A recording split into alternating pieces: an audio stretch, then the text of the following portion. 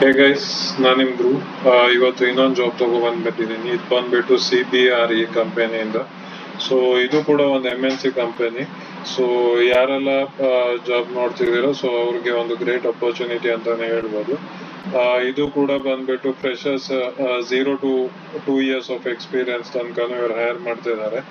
So ನಾನು ಫಸ್ಟ್ಗೆ ಹೇಳ್ತೀನಿ, ಫ್ರೆಶರ್ಸ್ಗೆ ಬಂದ್ಬಿಟ್ಟು ಜಾಸ್ತಿ ಎಕ್ಸ್ಪೆಕ್ಟೇಷನ್ ಮಾಡೋಕ್ಕಾಗಲ್ಲ. ಅರೌಂಡ್ 3 lakh ಎಕ್ಸ್ಪೆಕ್ಟೇಷನ್ ಮಾಡ್ಬೋದು.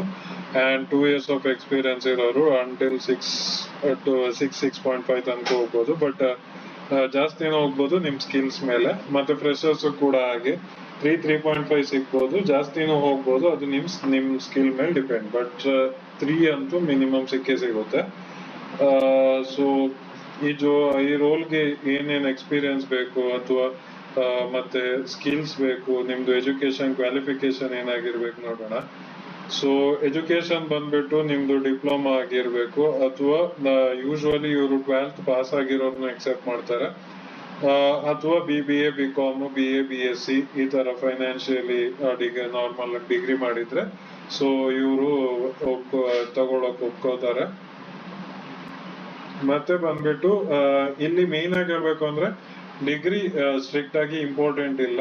ಸೊ ನೀವು ಏನಾದ್ರೂ ಎಜುಕೇಶನ್ ಆಗಿರ್ಬೋದು, ಇವಾಗ PUC ಪಾಸ್ ಆಗಿದ್ರು ಓಕೆ. ಬಟ್ ಇವ್ರಿಗೆ ಮೇನ್ ಬೇಕಾಗಿರೋದು ಒಂದು ಎಕ್ಸ್ಪೀರಿಯನ್ಸ್, ಅಥವಾ ನೀವು ಹೇಗೆ ಹ್ಯಾಂಡಲ್ ಮಾಡ್ತೀರಾ. ಫ್ರೆಶರ್ಸ್ ಆಗಿದ್ರೆ ನಿಮ್ಮ ಹತ್ರ ಇಂಟರ್ನ್ಶಿಪ್ ಆಪರ್ಚುನಿಟಿ ಎಕ್ಸ್ಪೀರಿಯನ್ಸ್ ಇದ್ರೇನು ಸ್ವಲ್ಪ ಸ್ಟ್ಯಾಂಡ್ ಔಟ್ ಆಗ್ತೀರಾ.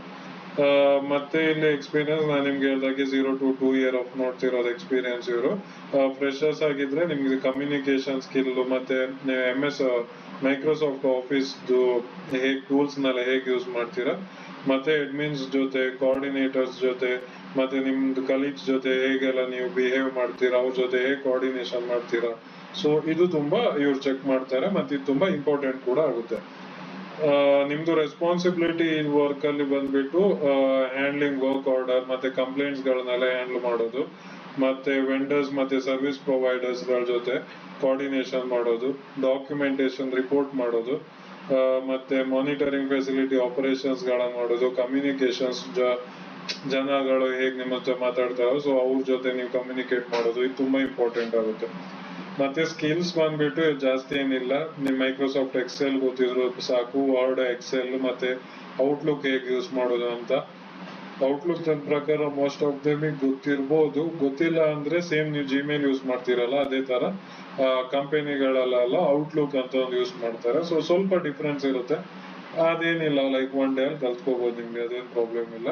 ಬಟ್ ಮೇನ್ ಆಗಿ ಎಕ್ಸೆಲ್ ಮತ್ತೆ ವರ್ಡ್ ಡಾಕ್ಯುಮೆಂಟ್ಸ್ ಎಲ್ಲ ಹೇಗ್ ಮಾಡೋದು, ಎಕ್ಸೆಲ್ ಅಲ್ಲಿ ಫಾರ್ಮುಲಾ ಹೇಗ್ ಮಾಡೋದು, ಸೊ ಇದಿಷ್ಟು ಗೊತ್ತಿರ್ಬೇಕಾಗುತ್ತೆ. ಮತ್ತೆ ಬಂದ್ಬಿಟ್ಟು ಇಲ್ಲಿ ಮ್ಯಾಥಮೆಟಿಕಲ್ ಫೀಲ್ಡ್ ತರ ಅಂದ್ರೆ ಫೈನಾನ್ಷಿಯಲ್ ಇದ್ರ ತರ.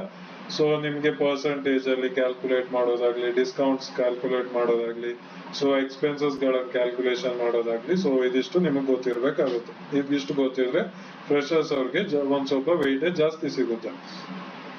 ಸೊ ವರ್ಕ್ ಎನ್ವೈರನ್ಮೆಂಟ್ ಹೈಬ್ರಿಡ್ ಇರುತ್ತೆ, ಬೆಂಗಳೂರಲ್ಲೇ ಇರುತ್ತೆ ಇದು ಬಂದ್ಬಿಟ್ಟು ಕೂಡ. ಮತ್ತೆ ಜಾಬ್ ಯಾರಿಗೆ ಬೆಸ್ಟ್ ಫಿಟ್ ಆಗುತ್ತೆ ಅಂದ್ರೆ ಅದೇ ಫ್ರೆಶರ್ಸ್ಗೆ 0 to 2 years of experience field ಅಲ್ಲಿ ಇರೋರಿಗೆ. ಸೊ ಇವಾಗ ಅಪ್ಲೈ ಮಾಡೋದು ಹೇಗೆ ಅಂತ ಹೇಳ್ಕೊಡ್ತೀನಿ.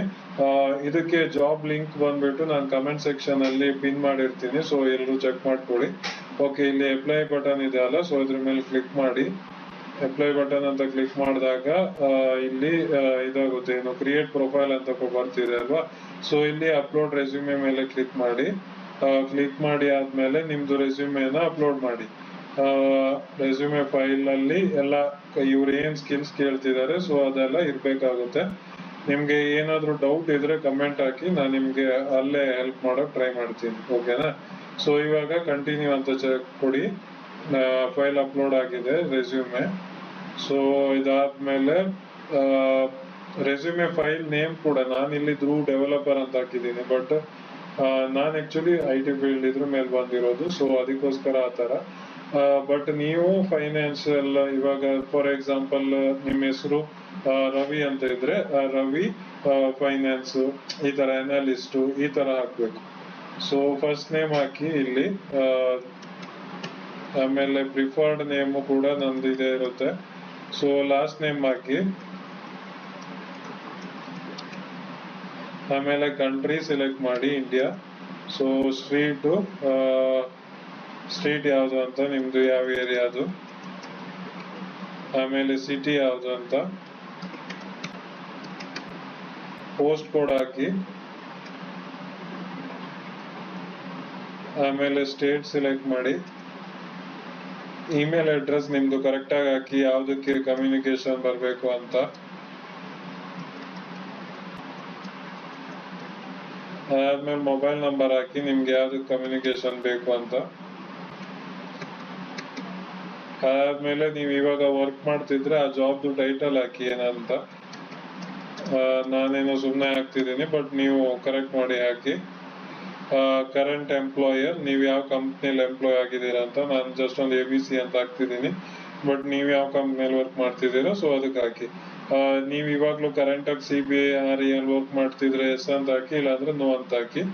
So have you ever been employed, ನೀವು ಮುಂಚೆ ವರ್ಕ್ ಮಾಡಿದ್ರೆ ಎಸ್ ಅಂತ ಹಾಕಿ, ಇಲ್ಲಾಂದ್ರೆ ನೋ. CBI RE ಇದೇ ಕಂಪ್ನಿಯಲ್ಲಿ, ಇಲ್ಲ ಅಂದ್ರೆ ನೋ ಅಂತ ಹಾಕಿ ಅಷ್ಟೇ. Preferred language for communication, so ನೀವು ಇಲ್ಲಿ ಇಂಗ್ಲಿಷ್ ಅಂತಾನೆ ಸಿಲೆಕ್ಟ್ ಮಾಡಿ ಆಯ್ತಾ. ಅಷ್ಟೇ. ಅದಾದ್ಮೇಲೆ ಮೈ ಸ್ಕಿಲ್ಸ್ ಹಾಕಿ. ಇಲ್ಲಿ ನಿಮ್ಗೆ ಎಕ್ಸೆಲ್ ಗೊತ್ತಿರುತ್ತಲ್ವಾ, ಸೊ ಎಕ್ಸೆಲ್ ಹಾಕಿ. ಮತ್ತೆ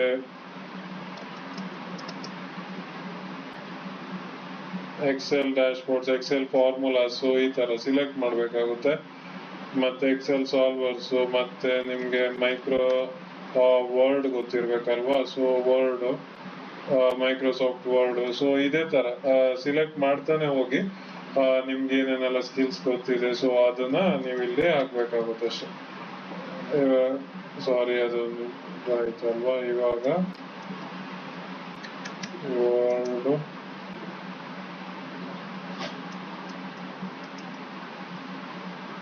ಸೊ ಇದೇ ತರ ನಿಮ್ಗೆ ಏನೆಲ್ಲ ಎಕ್ಸ್ಟ್ರಾ ಬೇರೆ ಏನಾದ್ರು ಸ್ಕಿಲ್ಸ್ ಗೊತ್ತಿದ್ರೆ ಇದು ಈ ಜಾಬ್ ವರ್ಕ್ ಆಗುತ್ತೆ ಅಂದ್ರೆ ಅದನ್ನು ಕೂಡ ಹಾಕಿ. ಅದಾದ್ಮೇಲೆ ಈ ಅಕೌಂಟ್ ನಿಮ್ದು ಇದು ಇವಾಗ ಒಂದು ಅಕೌಂಟ್ ತರ ಕ್ರಿಯೇಟ್ ಆಗುತ್ತೆ. ಸೊ ಈ ಜಾಬ್ಗೆ ಒಂದು ಪಾಸ್ವರ್ಡ್ ಅನ್ನ ನೀವೇ ಓನ್ ಆಗಿ ಕ್ರಿಯೇಟ್ ಮಾಡಿ ಆಯ್ತಾ. ಯಾವ್ದೇ ತರ ಜಿಮೇಲ್ ಪಾಸ್ವರ್ಡ್ ಆಗ್ಲಿ, ನಿಮ್ದು ಪರ್ಸನಲ್ ಏನಾದ್ರು ಇದ್ರೆ ಅದ್ರ ಪಾಸ್ವರ್ಡ್ ಹಾಕೋಕ್ ಹೋಗ್ಬೇಡಿ. ಇದಕ್ಕೋಸ್ಕರನೇ ಹೊಸ ಪಾಸ್ವರ್ಡ್ ನ ಕ್ರಿಯೇಟ್ ಮಾಡಿ.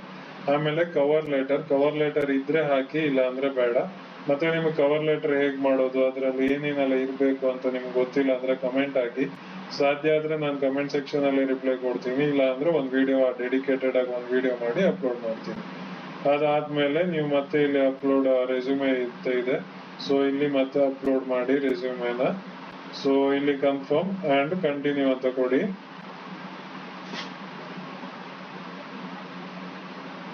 ಇಲ್ಲಿ ಅಡಿಷನಲ್ ಕ್ವಶನ್ಸ್ ಬಂದಿದೀವಿ ನಾವ್ ಇವಾಗ. ನ್ಯಾಷನಾಲಿಟಿ ನಿಮ್ದು ಬಂದ್ಬಿಟ್ಟು India. So please specify highest qualification ನೀವೇನ್ ಮಾಡಿದೀರಾ ಅಂತ ಹಾಕಿ. ಟೋಟಲ್ ಇಯರ್ ಆಫ್ ಎಕ್ಸ್ಪೀರಿಯನ್ಸ್, ನೀವು ಕೆಲಸದಲ್ಲಿ ಎಷ್ಟು ಇಯರ್ ಆಫ್ ಎಕ್ಸ್ಪೀರಿಯನ್ಸ್ ಇದೆ ಅಂತ. Do you have a relative employed, ನಿಮ್ದು ಫ್ಯಾಮಿಲಿ ಮೆಂಬರ್ಸ್ ರಿಲೇಟಿವ್ಸ್ ಯಾರಾದ್ರು ಇಲ್ಲಿ CBI RE ವರ್ಕ್ ಮಾಡ್ತಿದ್ರೆ ಎಸ್ ಅಂತ ಹಾಕಿ, ಇಲ್ಲಾಂದ್ರೆ ನೋ ಅಂತ ಹಾಕಿ. ಆಮೇಲೆ do you have any family member or relative with estate farms ಅಲ್ಲಿ ಇದಾರೆ ಅಂದ್ರೆ ಎಸ್ ಅಂತ ಹಾಕಿ, ಇಲ್ಲಾಂದ್ರೆ no. Please advise your notice period, ನೀವು ಇವಾಗ ಒಂದು ಕಂಪ್ನಿಯಲ್ಲಿ ಇದ್ದು ಎಷ್ಟು ದಿನ ನೋಟಿಸ್ ಪೀರಿಯಡ್ ಇದೆ ಸೊ ಆ ಡೇಟ್ ನ ಮೆನ್ಷನ್ ಮಾಡಿ. ಫ್ರೆಶರ್ಸ್ ಆಗಿದ್ರೆ 0 ಅಂತ ಹಾಕಿ. ನಾನಿಲ್ಲಿ 10 ಅಂತ ಹಾಕ್ತಿದ್ದೀನಿ, ಬಟ್ ನೀವು ನಿಮ್ದು ಕಂಪ್ನಿಯಲ್ಲಿ ಎಷ್ಟಿದೆ ಅಥವಾ ಫ್ರೆಶರ್ಸ್ ಆಗಿದ್ರೆ 0 ಅಂತ ಹಾಕಿ. ಆಮೇಲೆ ಕರೆಂಟ್ ಆನ್ಯುವಲ್ ಬೇಸಿಕ್ ಸ್ಯಾಲರಿ ಎಷ್ಟಿದೆ ಅದನ್ನ ಇಲ್ಲ ಹಾಕಿ. ನಾನಿಲ್ಲಿ ಸುಮ್ಮನೆ ಏನೋ ಒಂದು ಹಾಕ್ತಿದ್ದೀನಿ, ಬಟ್ ನೀವು ಕರೆಕ್ಟ್ ಆಗಿ ಹಾಕಿ ಆಯ್ತಾ. ಆಮೇಲೆ ಪ್ಲೀಸ್ ಕನ್ಫರ್ಮ್ ನೀವು ಎಕ್ಸ್ಟ್ರಾ ಎಕ್ಸ್ಪೆಕ್ಟ್ ಮಾಡ್ತಿದ್ದೀರಾ ಅಂತ, ಬೇಸ್ ಸ್ಯಾಲರಿ ಎಕ್ಸ್ಪೆಕ್ಟ್ ಎಷ್ಟು ಮಾಡ್ತಿದ್ದೀರಾ ಅಂತ. ಸೊ ಇಲ್ಲೊಂದು 3 lakhs ತನಕ ಹಾಕಿ. ಫ್ರೆಶರ್ಸ್ ಆಗಿದ್ರೆ, ಎಕ್ಸ್ಪೀರಿಯನ್ಸ್ ಆಗಿದ್ರೆ ನೋಡ್ಕೊಳ್ಳಿ ನಿಮ್ಗೆ ಎಷ್ಟು ಏನು ಅಂತ. Do you have real estate agent licence ಇದ್ರೆ ಎಸ್ ಅಂತ ಹಾಕಿ, ಇಲ್ಲಾಂದ್ರೆ no. Please advise your location preference, Bengaluru ಅಂತಾನೆ ಹಾಕಿ, ಇವ್ರು ನೋಡ್ತಿರೋದು ಅದಕ್ಕೆ. ಆಮೇಲೆ ಸಬ್ಮಿಟ್ ಬಟನ್ ಮೇಲೆ ಕ್ಲಿಕ್ ಮಾಡಿ. ಇಷ್ಟೇ ಜಾಬ್ಗೆ ಅಪ್ಲೈ ಮಾಡೋಕೆ. ಸೊ 1 week ವೇಟ್ ಮಾಡಿ, ಕಾಲ್ ಬಂದ್ರೆ ಬರುತ್ತೆ, ಇಲ್ಲ ಅಂದ್ರೆ ಸುಮ್ಮನೆ ಅದ್ರ ಮೇಲೆ ತಲೆ ಕೆಡ್ಸ್ಕೊಳಕ್ ಹೋಗ್ಬೇಡಿ, ಬೇರೆದ್ ಅಪ್ಲೈ ಮಾಡ್ತಾನೆ ಇರಿ. ಸೊ 1 week ಆಗೋ ತನಕ ಕಾಯೋದು ಈ ತರ ಎಲ್ಲ ಬೇಡ. ಸೊ ಅಲ್ಲಿ ತನಕ ನಿಮ್ಗೆ ಏನೇನೆಲ್ಲ ಜಾಬ್ ಸಿಗುತ್ತೆ ಸೊ ಅಪ್ಲೈ ಮಾಡ್ತಾನೆ ಇರಿ. ಮತ್ತೆ ನಾನು ನಿಮ್ಗೆ ಡೈಲಿ ಒಂದೊಂದು ಜಾಬ್ ಅಪ್ಡೇಟ್ಸ್ ಗಳನ್ನ ಕೊಡ್ತಾನೆ ಇರ್ತೀನಿ. ಸೊ ದಯವಿಟ್ಟು ಫಾಲೋ ಮಾಡಿ, ಸಬ್ಸ್ಕ್ರೈಬ್ ಮಾಡಿ, ಶೇರ್ ಮಾಡಿ, ಸೊ ಲೈಕ್ ಮಾಡಿ. ಸೊ ನಮಗೆ ಅಟ್ಲೀಸ್ಟ್ ಒಂದು ಡೆಡಿಕೇಶನ್ ಆದ್ರೂ ಆಗುತ್ತೆ, ಅದಕ್ಕೋಸ್ಕರ ಕೇಳ್ತಿರೋದು. So yeah guys, thank you so much ಇಲ್ಲಿ ತನಕ ವಾಚ್ ಮಾಡಿದ್ದಕ್ಕೆ. ಮತ್ತೆ ನಾಳೆ ಸಿಗೋಣ, ಬಾಯ್.